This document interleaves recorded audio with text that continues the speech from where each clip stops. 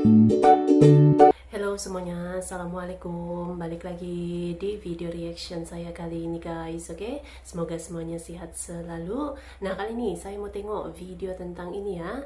Inilah kisah Bung Karno yang memaksa Rusia lakukan ini. Apakah kisahnya itu gitu ya. So, jangan lama-lama lagi. Mari sama tengok video ini. Let's go. Эти слова были произнесены на аэродроме, где президента Индонезии доктора Сукарно первыми приветствовали Никита Сергеевич Хрущев и Леонид Ильич Брежнев.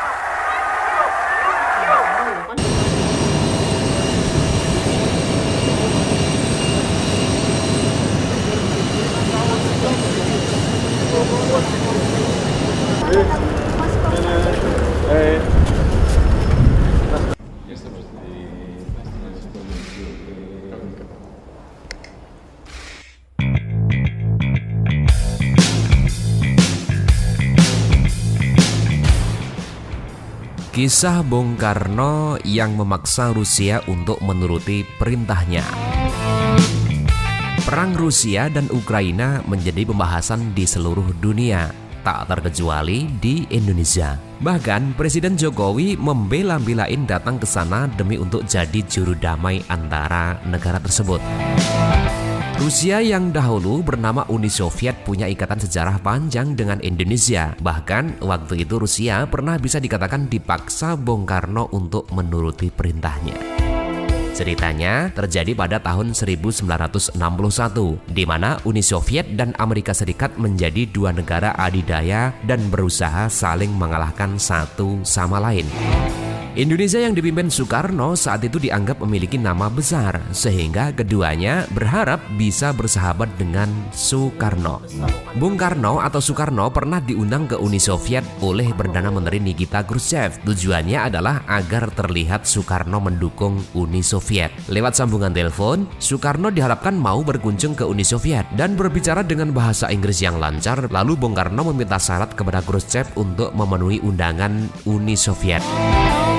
Tuan, saya mau datang ke Uni Soviet kalau Tuan menemukan makam Imam Bukhari. Itu kata Bung Karno kepada Khrushchev. Tentu saja permintaan itu membuat Uni Soviet kalang kabut. Pasalnya Khrushchev dan Uni Soviet yang berpaham komunis tidak memiliki informasi siapa Imam Bukhari dan di mana makamnya.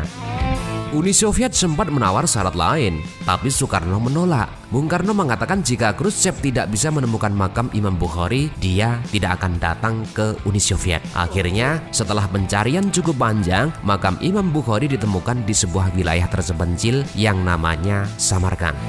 Saat itu, makam perawi hadis Rasulullah terkenal itu kondisinya sangat memprihatinkan. Rumput setinggi 3 meter menutupi makam tersebut. Khrushchev lalu menyampaikan kepada Bung Karno jika makam sudah ditemukan. Bung Karno menawarkan agar jasad Imam Bukhari dipindahkan ke Indonesia untuk dimakamkan.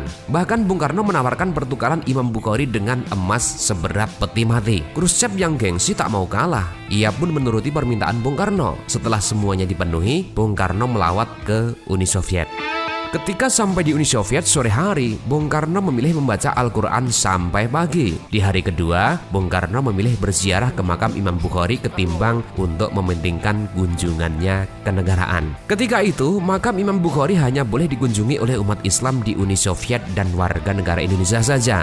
Namun saat ini, setelah Uni Soviet bubar dan terpecah menjadi banyak negara, makam yang kini masuk di wilayah Uzbekistan itu bebas disiarai siapapun.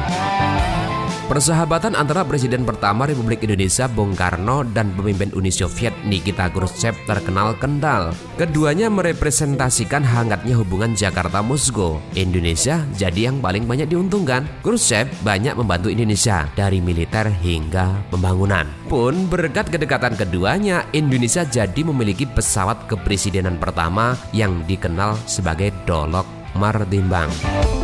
Kesamaan pola pikir antara Bung Karno dan Khrushchev tak perlu diragukan lagi. Keduanya secara konsisten menentang kolonialisme dan imperialisme. Pun Persatuan Bangsa-Bangsa atau PBB ketar-ketir dibuatnya. Khrushchev secara terang-terangan menyebut delegasi Filipina Lorenzo Sumulong yang menghina Uni Soviet sebagai negara penjajah sebagai brengsek, antek pesuruh, dan penjilat imperialisme Amerika. Sedang Bung Karno lebih sadis lagi dengan membawa Indonesia keluar dari PBB karena pembentukan negara boneka Inggris, negara Federasi Malaysia. Nyatanya, kedekatan Soekarno dan Khrushchev sudah terjalin sejak jauh-jauh hari. Bahkan, sejak Khrushchev masih berstatus sebagai pemimpin tertinggi Partai Komunis Uni Soviet di tahun 1953 sampai dengan 1954 belum menjadi Perdana Menteri Uni Soviet, buahnya Indonesia bak ketiban durian runtuh. Bantuan dana terus mengalir ke kas Indonesia. Yang paling diingat, Indonesia mendapatkan hadiah dari Uni Soviet berupa pesawat Ilyushin Il-14. Upacara penyerahan pesawat itu dilakukan di Bandara Pangkalan Militer Udara Halim Perdana Kusuma pada 24 Januari 1957. Kemudian Bung Karno mempercayakan pemeliharaan pesawat itu kepada Angkatan Udara Republik Indonesia atau AURI. Penyerahan hadiah pesawat itu disaksikan langsung oleh Duta Besar Uni Soviet Zhukov. Tak ketinggalan, pejabat tinggi Indonesia dari menteri hingga kepala staf Angkatan Udara turut hadir. Seperti sudah dipersiapkan, Bung Karno langsung menamai pesawat pemberian Uni Soviet itu dengan nama gunung di Sumatera Utara, adalah Dolok Martimbang. Pemberian nama itu bukan tanpa alasan. Bung Karno punya alasan sendiri memberi nama Dolok Martimbang untuk pesawat kepresidenan Indonesia. Kendati demikian, pesawat tersebut baru resmi digunakan oleh Bung Karno sebagai pesawat kepresidenan pada rencana kunjungan resmi ke Surakarta dan Bali yang dimulai pada 16 April 1957. Di Tapanuli ada daerah dengan pegunungan dan lembah yang menurut legenda terus bertengkar satu sama lain, dan itu Dolok Martimbang yang bisa menyatukan kembali mereka. Itulah mengapa Bung Karno memberikan pesawat IL-14 ini dengan nama Dolok Martimbang. Dengan Dolok Martimbang ini, Bung Karno berharap dapat memberikan kekuatan kepadanya untuk membuat reunifikasi dan penguatan rakyat Indonesia, tidak hanya untuk kemakmuran mereka sendiri, tetapi juga untuk kebahagiaan umat manusia. Itu ungkapan Bung Karno dalam pidato di upacara penyerahan pesawat. Kedekatan antara Indonesia dan Uni Soviet makin menguat kala Khrushchev menjabat sebagai Perdana Menteri Uni Soviet di tahun 1958 sampai dengan 1964.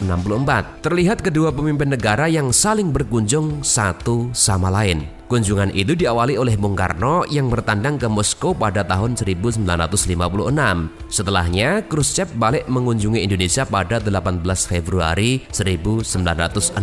Kunjungan selama 2 minggu tersebut bakal tercatat sejarah sebagai lawatan pemimpin negara adikuasa pertama di Nusantara. Selama di Indonesia, Khrushchev yang membawa rombongan besar berkunjung ke banyak tempat seperti Bandung, Yogyakarta, dan Maluku. Karena peristiwa bersejarah, jurnalis yang meliput cukup banyak. Tercatat ada 89 jurnalis dari berbagai negara yang ikut safari ini kita, masing-masing sebagai jurnalis radio, televisi, media cetak, dan juru kamera.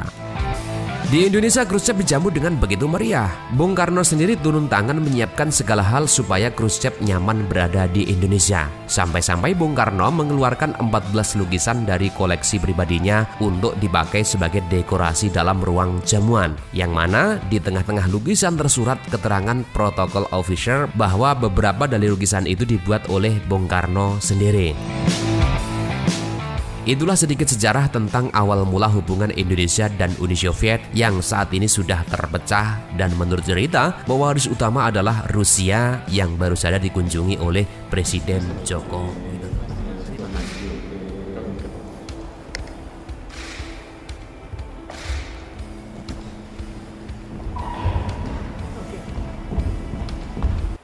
Oke guys, ya tadi ya videonya ini. Jadi memang begitu disegani dan dihormati gitu ya. Presiden Soekarno, presiden pertama Indonesia, sampai negara-negara besar pada waktu itu gitu kan, seperti Amerika dan juga Uni Soviet gitu kan, begitu menanti kedatangan ataupun kunjungan Presiden Soekarno gitu. Walaupun diberikan syarat, sampai dituruti gitu kan, pimpinan Uni Soviet untuk Presiden Soekarno datang ke sana gitu. Jadi begitu dihormati sekali, disegani sekali gitu ya Presiden Soekarno gitu kan. So, terima kasih banyak sebab kami sudah menonton video ini. Jangan lupa untuk subscribe, like, komen, dan juga share ya. Kita bertemu lagi di video reaction saya yang seterusnya. Assalamualaikum.